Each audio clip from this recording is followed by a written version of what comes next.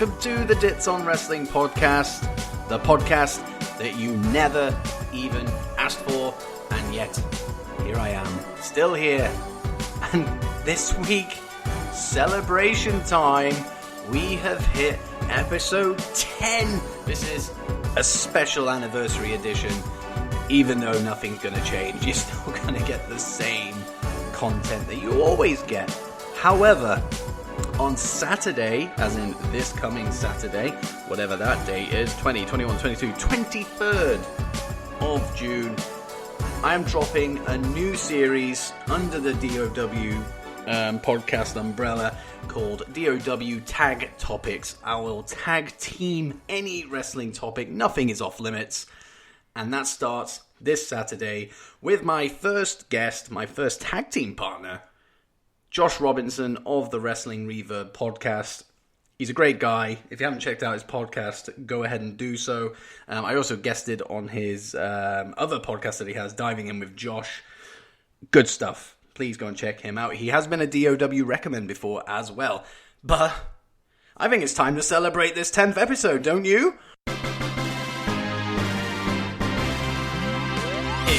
Our 10th episode. It is our 10th episode. We are awesome episode. Yes, check it out. It's number 10. We've reached number 10 on this podcast. Come on, yeah. That will probably be the most bizarre thing that you ever hear on this podcast until we hit episode 20. Is that an anniversary? 20? 25. We'll aim for 25. And then you'll get something similar. So you've got that to look forward to.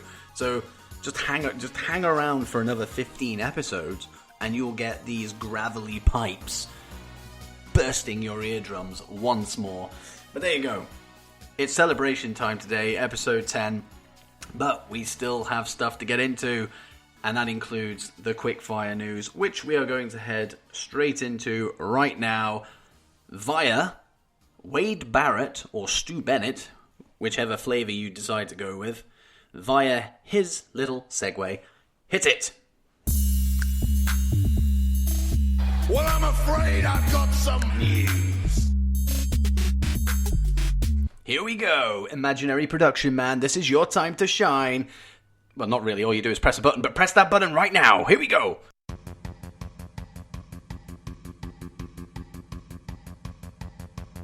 It was recently reported that Lars Sullivan suffered a knee injury, potentially in the handicap match against Lucha House Party on Raw last week, and the timescale has now been revealed to be anywhere around the 6 to 9 months mark, meaning he could miss the rest of the year and looking at return around WrestleMania season next year.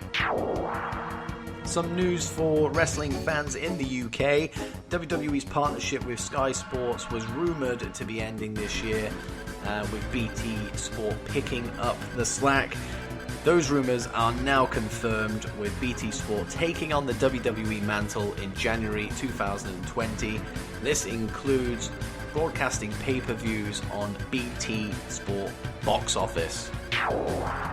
The road to AEW's All Out pay-per-view is underway, and news has broke this week that the show will see the presentation of the brand new Women's World Championship. So there's plenty of women's wrestlers in AEW that will be vying for that title.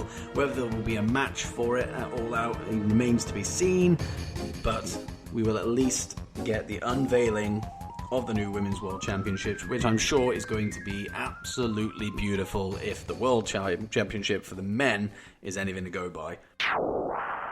Don't you just love being tongue-tied? The Chai Championship. There you go. That's a new one. That's it for Quickfire News this week, and we'll see its return next week, as always. But for now, we're going to head into a celebratory Raw highlights segment. Here we go. Welcome to Monday Night Raw! Would you believe it? They've gone and done it again. Like, this is the second Raw in a row that I have thoroughly enjoyed. Now, many of you didn't really enjoy Raw last week as much as I did. There were some who did, but it was the same old criticisms. But this week, widespread enjoyment of Monday Night Raw. And we've waited for this moment for a long time. So, if there's any more reason to celebrate, it's this.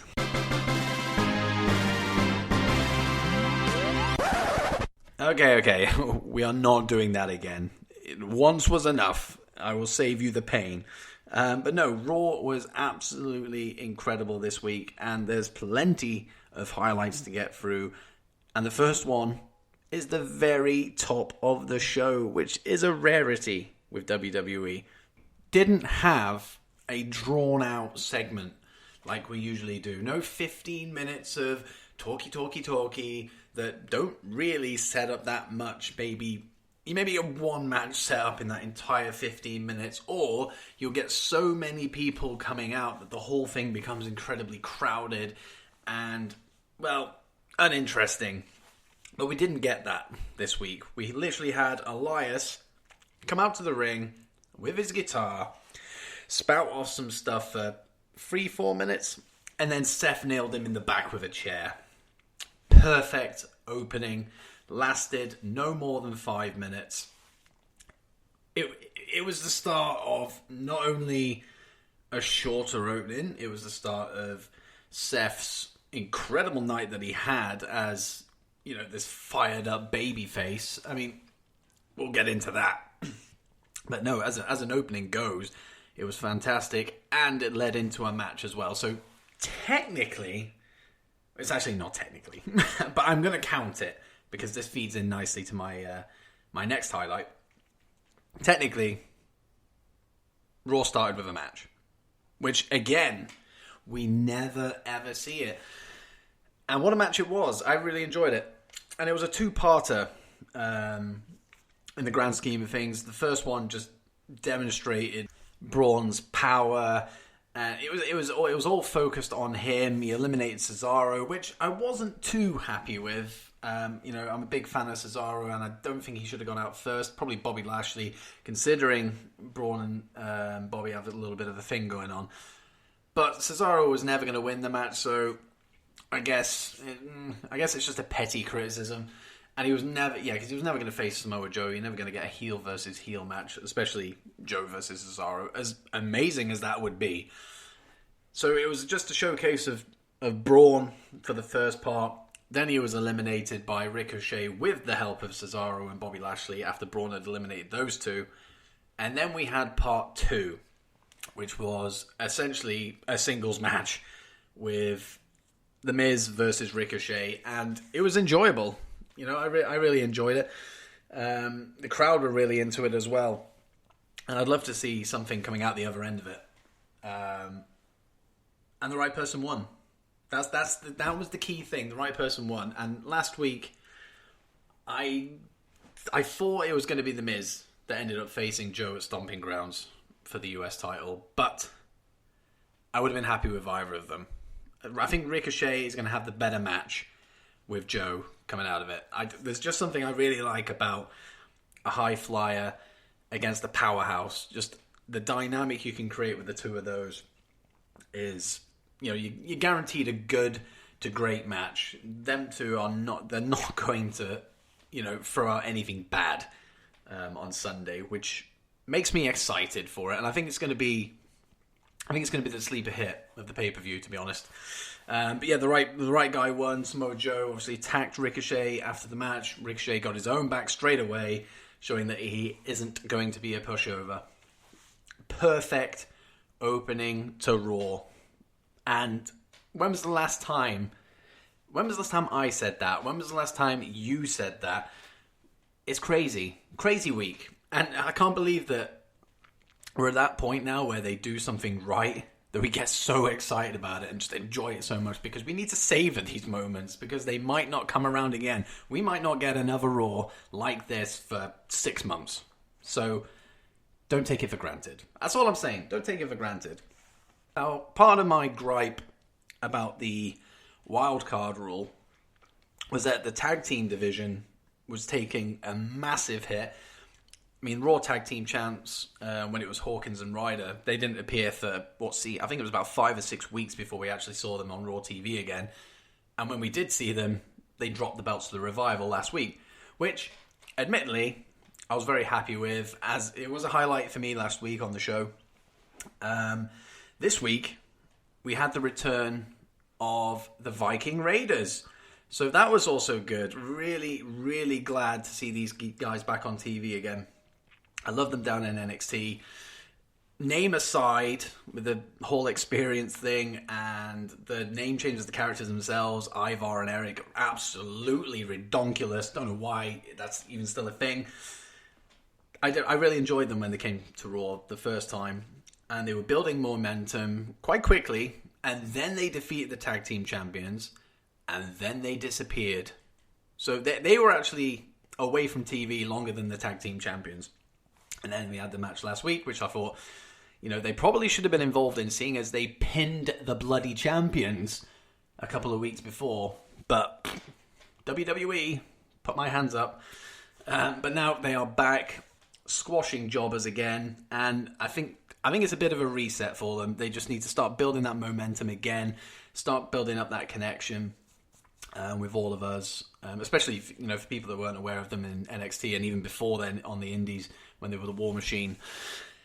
It's going to be a fun time with these guys. I'm a huge fan, and I think the tag team division is now starting to creep back in as well with the Revival on top. And yeah, I couldn't be happy with that. And speaking of the Revival, this is just a small highlight, and not many people might have just been too busy looking at the action going on around it. But I thought the Revival were really, really good on Raw. I like them playing this little stooge role. I mean, don't get me wrong, I prefer them, when they're this elite tag team, who just play up to being the best in the world at doing what they do. But I'm really enjoying this stuff with Shane, like what they're doing with Shane. And that is one of the positives of having Shane in the spotlight, is that we also get the Revival and we also get Drew. So there is that. But their whole role in the whole VIP thing backstage was really fun, really enjoyable. But if I don't laugh that often with WWE stuff outside of R-Truth, anyway. When Drew McIntyre attacked Heath Slater after offering him that money, obviously it was just a ploy to get Heath to pick it up and then assault him. Scott Dawson came out, they broke it all up. The money was on the floor, and Scott Dawson went to pick it up and put it in his trousers. I don't know why I thought that was so funny. It just really amused me. And then everyone went in, and then Dash got in on the act as well. He started taking the money. I thought that was just a really, really funny segment of Raw. And you don't get many stuff like that, because even the crowd laughed as well. So I'm liking this new direction for the Revival. I mean, the rumor is that they've turned down their latest contract offer, and it is what it is. If the lure of AEW is there, then they can go wherever they want. They have that. They have that choice, obviously outside of their contract whenever that is up. I think it's next April. But this new direction they're in, I'm enjoying it, and I hope it's a sustained push. And because they haven't accepted the contract, I hope that doesn't make a return of the Uzi Hot stuff, because nobody wants to see that again. Nobody. Ever. So never do it again.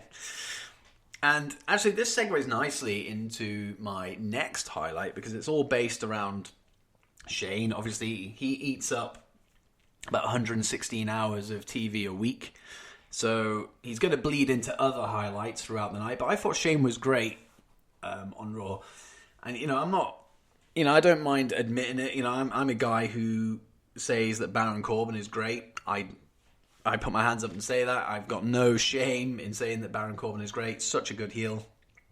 Shane McMahon is killing it as a heel right now. Yes, he's getting too much TV time. You know, that is a gripe, which apparently is spreading backstage as well amongst all the talent.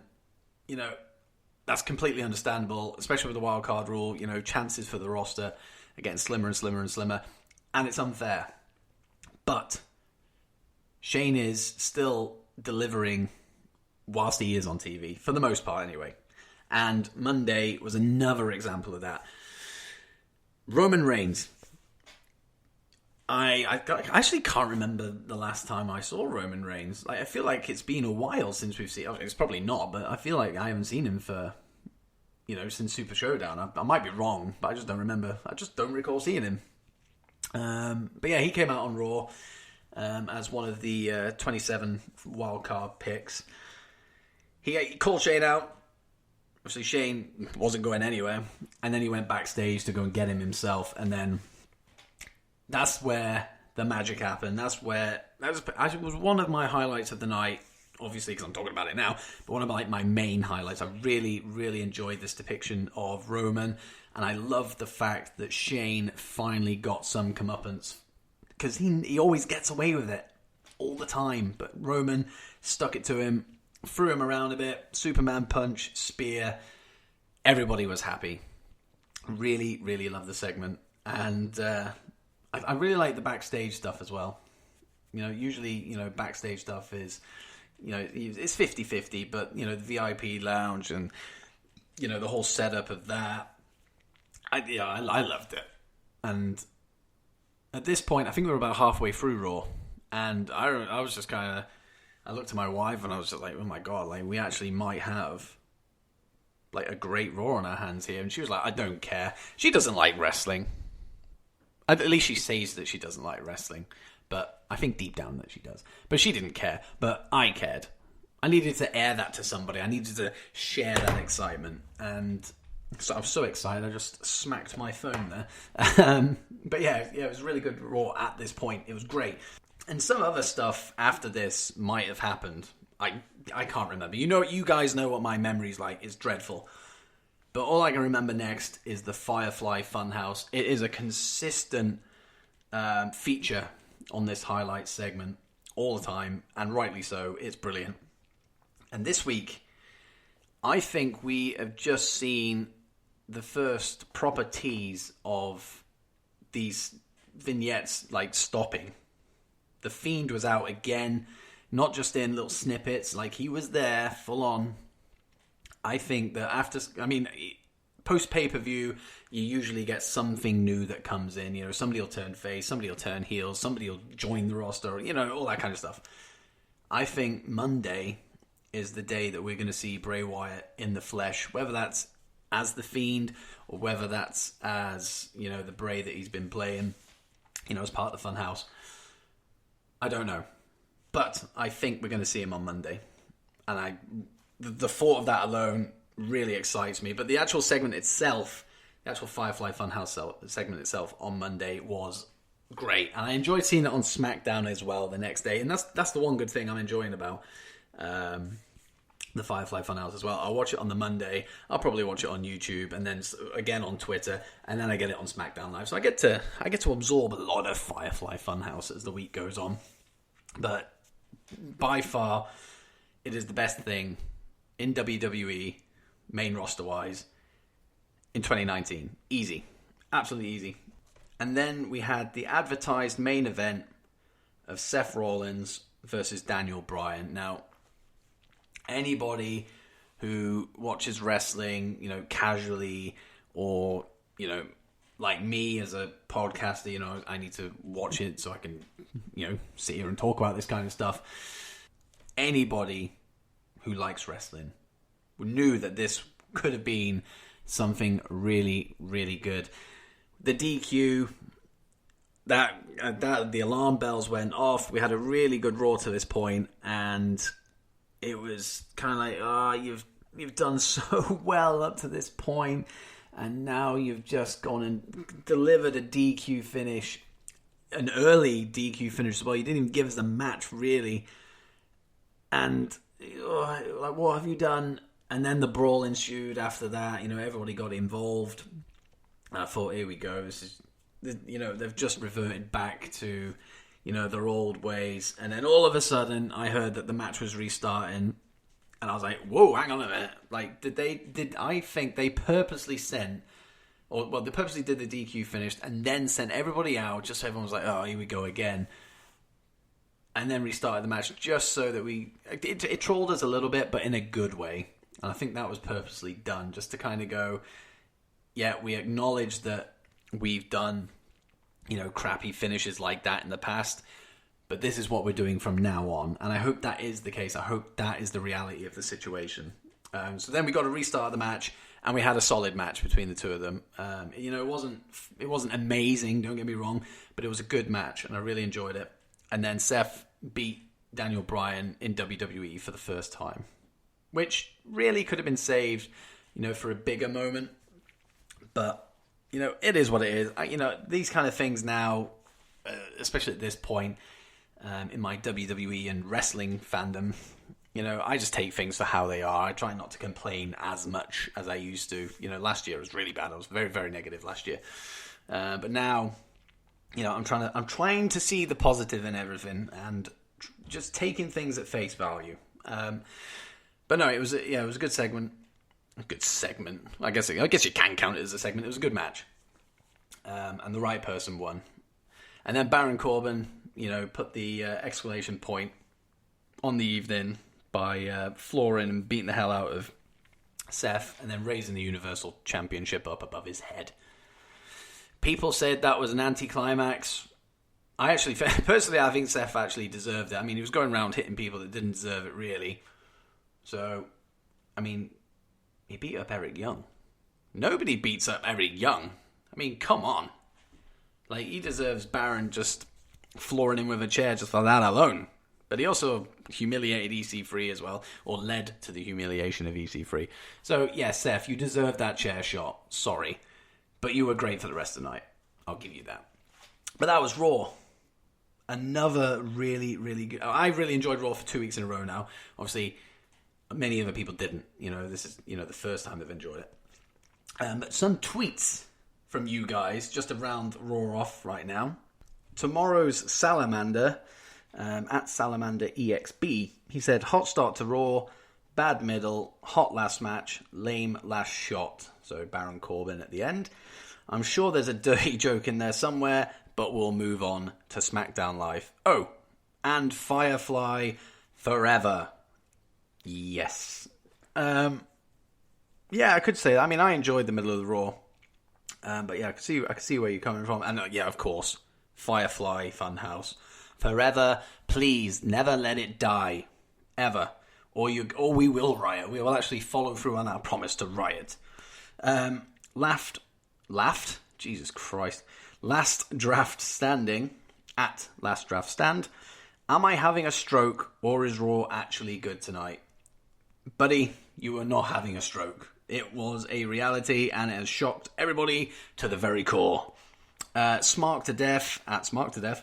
So almost every character that had a segment on Raw tonight had direction and development. I have zero negative thoughts about this show tonight, and it's awesome. This is really, really good to see, such positive stuff being aimed at Raw for a change, and you could actually, I mean, that makes it sound like NXT a little bit, because every segment on NXT there's always character development and direction, which is always good. So maybe Triple H had some say in Raw this Monday. Probably not, but maybe. Jesse Davin at Jesse the Buckeye says, I still hate the wildcard rule. Don't we all? By the way, listen to my Tag Topics podcast that drops on Saturday. It's all about hating the wildcard rule, so you enjoy that, Jesse. 3 or 4 superstars, I get it, but like 8? You're beginning to insult the viewer. Yeah, absolutely. I remember putting out a tweet saying I'm about halfway through Raw, and I've counted 8 at that point. And I think there was more as the show went on as well. I mean, the whole thing is just absolutely ridiculous. Yeah, they can't even keep up with with their own rule. It's bizarre. Kayla Living for Liv at Live Life WWE. If you're not enjoying Raw right now, there's no hope for you. Again, nice to see something positive. And then finally, Josh Robinson 0-0.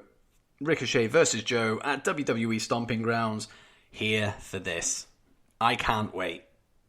I'm like Josh. I cannot wait for this match. I do think it's going to be the sleeper hit of the whole pay-per-view. Really looking forward to it. But that was Raw. You know, I didn't see any negatives, really.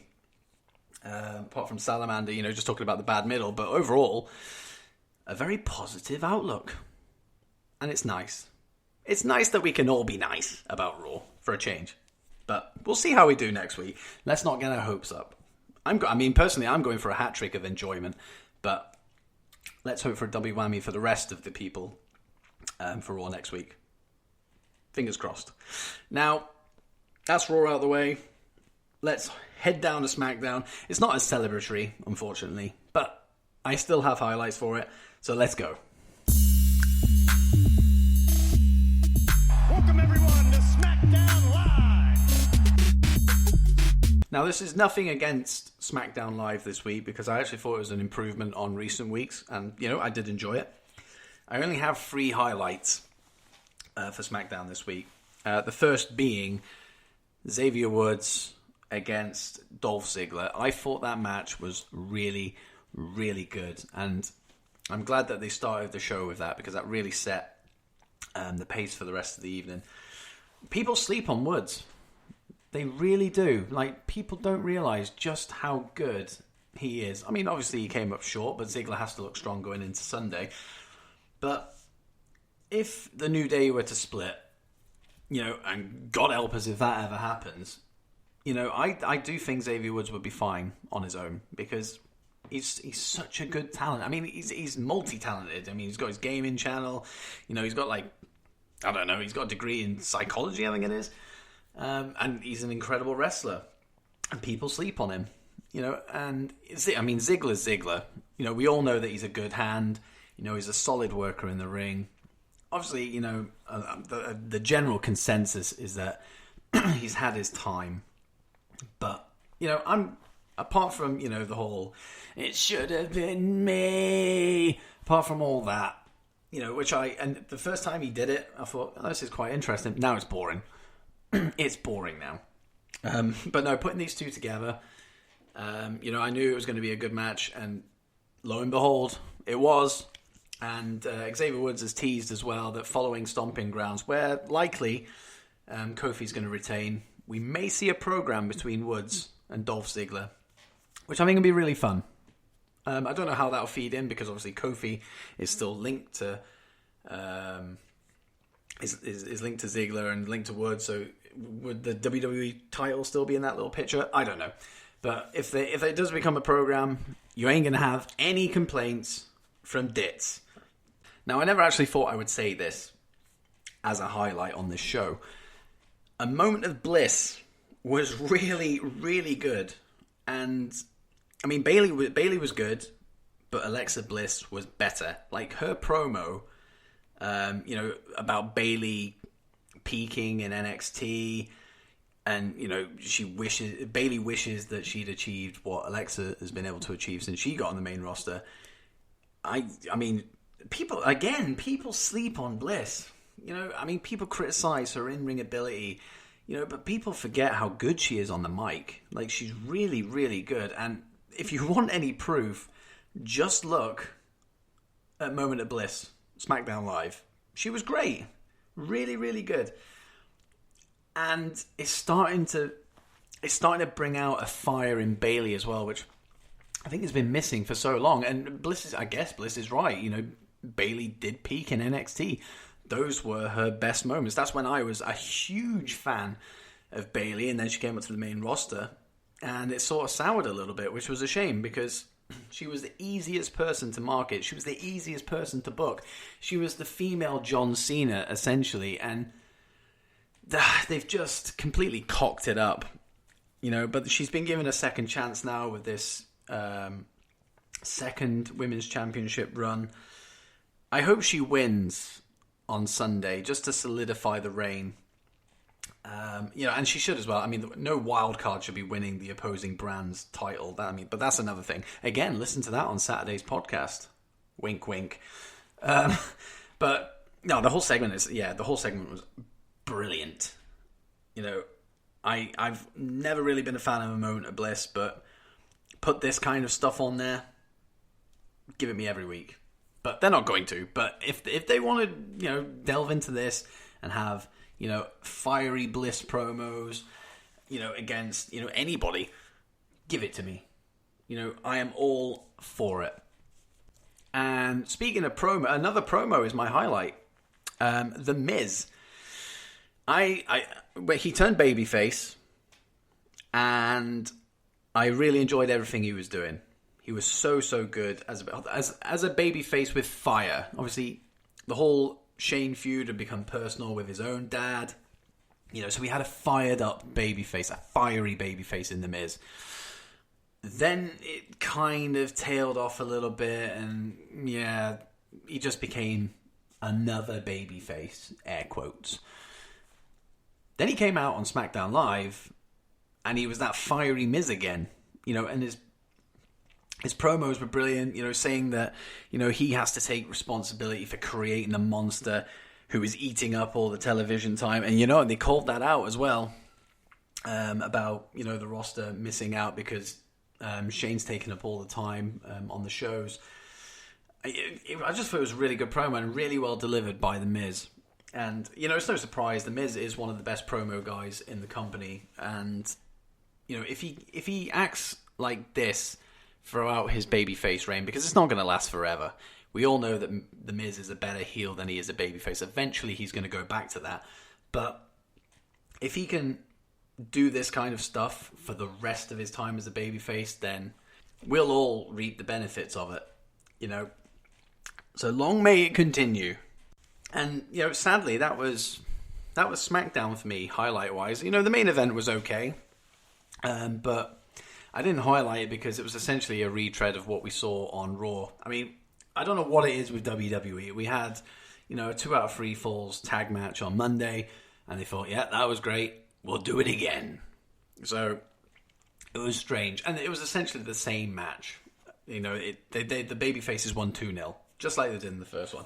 Although I did actually really like the Trouble in Paradise straight out the blocks. Really like that, and I do think it's a bit silly sometimes in wrestling as a whole. You know, people that have them kind of moves, so like the, you know, Trouble in Paradise, Spears, also Never Impact, it's like super kick, sweet chin music, that kind of stuff.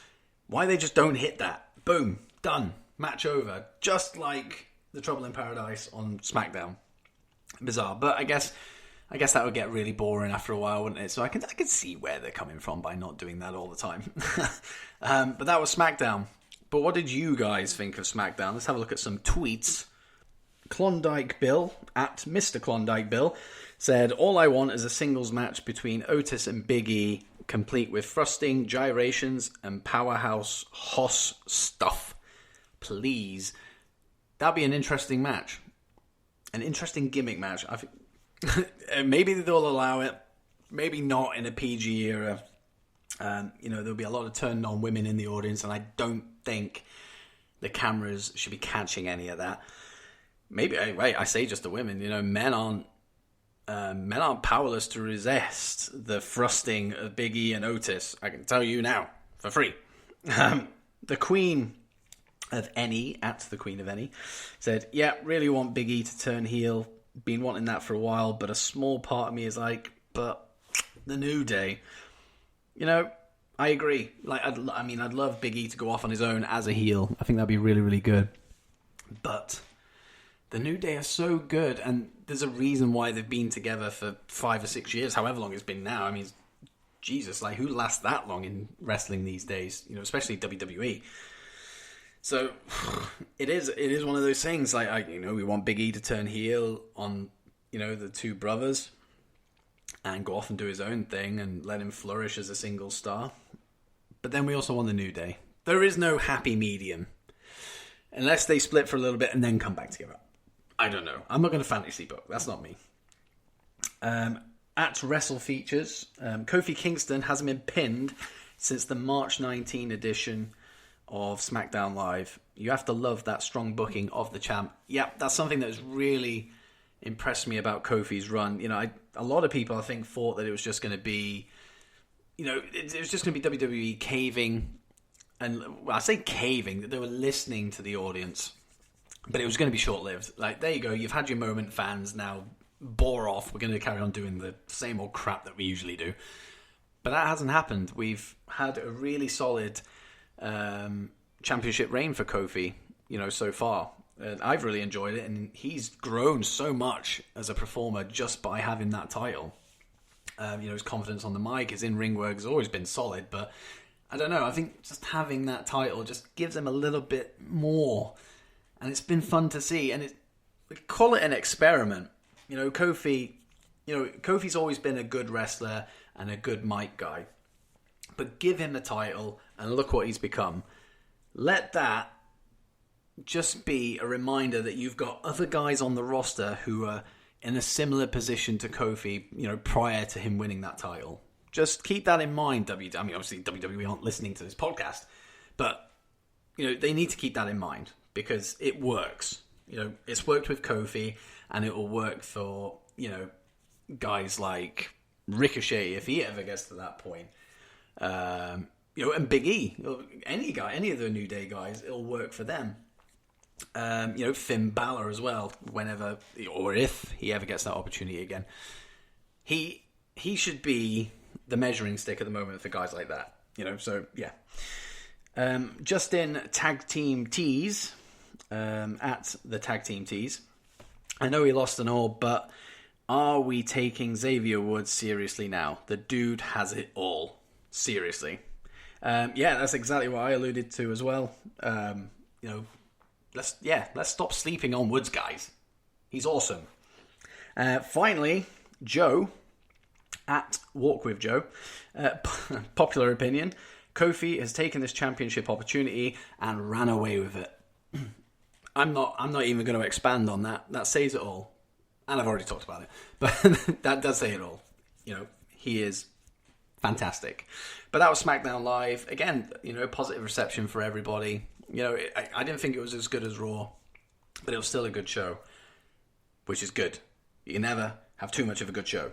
But that was SmackDown Live, and we need to round out this show with the standard, but always well-received DOW Recommends.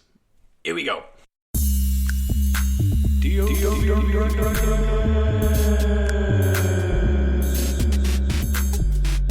I'll tell you what, guys, one day I will fix that segue because it is absolutely dreadful. I'll get around to that. You would have thought for the 10th episode of the DOWPOD I would have done something about it, but I haven't. It's still here every single week.